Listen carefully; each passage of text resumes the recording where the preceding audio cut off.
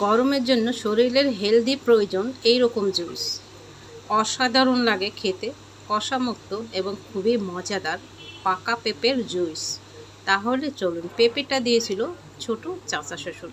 বাড়ি গেলে অনেকেই তো অনেক কিছু দেয় খেতে, অসাধারণ লাগে কোনো ফরমালিন ছাড়া। পেঁপেগুলো কেটে আমি এখন জারে ভরে দিলাম, ঠান্ডা পানি দিয়ে দিলাম চিনিটা, কতটা মিষ্টি খাবো, আইস কুল দিয়ে দিলাম।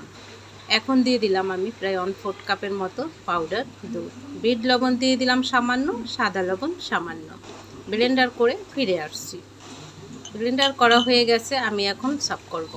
আর এত সুন্দর, প্রাণটা সত্যি জুড়িয়ে যাবে, শরীরটা খুবই হেলদি লাগবে এরকম পাকা পেঁপের জুস। তাই ঝটপট এই গরমে তৈরি করুন।